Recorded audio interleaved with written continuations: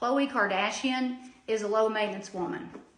I can feel your eyes rolling to the back of your head, but hear me out. I'm going to talk to you about this while I get ready. So I'm the gal who introduced social media to a new definition of high and low maintenance women. And I did this because I'm disenchanted with the way some men use these labels. The facts are, when a man calls a woman high maintenance, he's really referring to the amount of effort he feels he would have to put forth to be with her and keep her. So if he feels like she would be too much for him to handle, he spins it as though he doesn't want anything to do with her because she has a bad attitude and is self-centered. Okay, that's bullshit. If you aren't familiar with my take on high and low maintenance women, please take a moment to check out my playlist that's labeled High Maintenance Women. Before I loved myself and respected myself, men treated me awfully. Awful. And I tolerated the abuse because I didn't feel like I deserved better. So you see, a low-maintenance woman raised me, and men were the shot callers in my neck of the woods. Like, women were expected to be somewhat submissive. Now, this was more prevalent in the 70s, 80s, and the 90s, but it's still the culture in many rural areas like where I was raised. Although I put the men's needs before my own and never expressed what I wanted out of fear of being dumped, I was still called high maintenance based solely on how I looked and how I dressed. 2 guys I dated allowed me to foot their bills the entire time we were together, and they still called me high maintenance. That's not high maintenance. That's not having any self-worth, self-esteem, confidence, nothing. That's the same as trying to eat a soup sandwich while swimming in quicksand. Now, if you hate me for what I'm getting ready to say, I hope you don't, but it's just my opinion. I'm not saying it's right. I'm not saying it's wrong. It's my opinion, okay? So, the Kardashians, they're really easy to hate. I know that. But if you pay close attention, those women are on top of their game. They are the most famous people in the world, and no one can really figure out why, okay? They're drop dead gorgeous. They work hard at sustaining that beauty. So I'm highly intrigued and impressed. And instead of hating them or being jealous of them, I decided a long time ago to learn from them. I watched the show, and the new season came out on September 28th, I think. Anyway, that damn Tristan Thompson is still lurking around. His and Khloe's relationship is a prime example of how a low-maintenance woman behaves. I'm telling you, and this is not the first time I've watched her behave this way in a relationship. She lets her men by with flipping murder. It's like blatant disrespect, like downright asinine. But I used to behave the same way, and that behavior reiterates my beliefs about the differences between high and low-maintenance women. Look at Khloe Kardashian. Would you ever in a million years think she was low maintenance? The answer is no. She's draped in diamonds and Dior. I'd say her glam squad costs 50 G's a day, and I might even be low-balling that estimate. Everything about her life cost a metric shit ton of money, and everything about her life makes a metric shit ton of money. I'm impressed. But she proves my theory right about the differences between high and low maintenance women. You cannot judge a book by its cover and automatically label someone high maintenance just because they have on a Chanel suit and Harry Winston diamonds. Most high maintenance women resemble that look, yes, but there's more to it than that.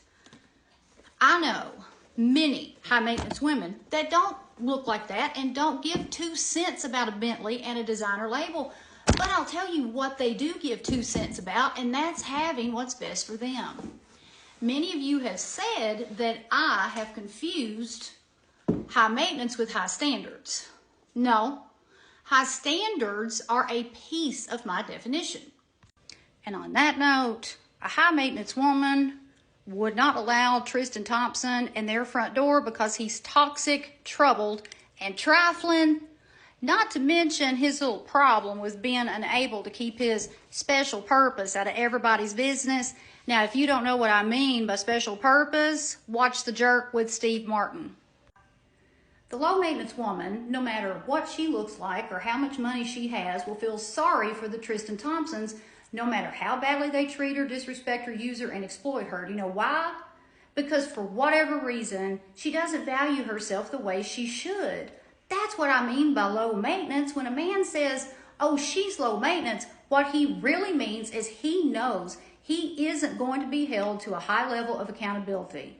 He knows he can get by with putting his needs before hers and she'll still stay.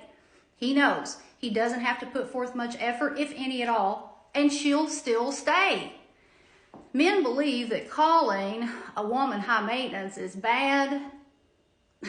It's actually a compliment. How do men act when they see a good-looking, confident, sassy woman? They can't stop staring at her. The exterior is what usually attracts them to a woman. But if they aren't driven, motivated, successful, or willing and wanting to be successful, that good-looking, high-maintenance woman is going to scare the shit out of them. So what's their scapegoat? She's too high maintenance. I can't afford her. What I'm stressing here is don't assume a woman is stuck up, demanding, hard to handle, or petty because she looks like Khloe Kardashian. The exterior only tells part of the story and doesn't tell the biggest or most important part. Clearly, Khloe Kardashian isn't demanding. She's actually a bleeding heart. No woman should be criticized for working her ass off to look good and have nice, luxurious things. This high maintenance label needs to be reevaluated, and that's what I'm doing here. A woman can be a multi-millionaire and still be low maintenance when it comes to men and relationships. If you allow someone to use you and abuse you, that's my definition of low maintenance. If you live your life for someone else, that's low maintenance. But if you build your life with a man and both of you support each other equally, that's high maintenance. If you strive to look your best, whatever that means to you, that's high maintenance. If you have a mind of your own, even though you're in a committed relationship, that's high maintenance. If you're successful based on your definition of success, that's high maintenance. You do not settle for what you don't want, and some people are really intimidated by that attitude. So they flip-flop it around to be something that's frowned upon to make up for their own insecurities. If you're assertive and you go after what you want, that's high maintenance. Holding your partner accountable and calling them out when they're slipping is high maintenance. Being honest and true to yourself in the face of criticism and adversity is high maintenance. Taking care of yourself is a high maintenance quality, because if you don't take care of yourself, you can't take care of the people you love. And if you don't feel attractive, you don't feel confident. Looking good based on the individual's definition of that will take you so far because it coincides with confidence. A high maintenance woman will not settle for anything less than what she wants, and that's why I say Khloe Kardashian is low maintenance. She's absolutely stunning. And before anyone chimes in with, it's all fake, I don't care if it's real or fake, she's stunning. No one should accept the treatment she's tolerated from the men she's been involved with, but what really confuses me is why she does it. She's positioned to be an absolute shot caller. So here's the sad part. I became selfless before I even knew what had happened. My upbringing, which was actually downbringing, because the culture I grew up in did not value women, I felt lesser than men when I was way young. I'd say middle school was when I started cowering down to men. And it was because I believed I should go along with anything just to be liked. No. Men can sense that, and some of them prey on that weakness. Khloe has been notoriously bullied in the media, and my guess is that's what started her pattern of toxic relationships. I know if I can break the pattern, she can, and I hope she does. She has too many great qualities to subject herself to disempowerment. Now I'm going to close with this. Instead of teaching me how to dissect a damn frog, my teachers should have taught me this. Look how you want to look. Be unapologetically vain. Take care of yourself, and putting yourself first is not selfish. You belong at any table you want to sit at. If you want to do something, you're meant to do it. If you want something, you're meant to have it.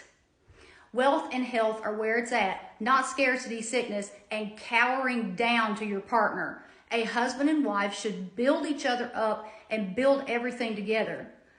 That's what they should have taught me in school. And if you adopt this belief system and this lifestyle, then you are high maintenance, and any man that's worth your while will benefit from your badassery.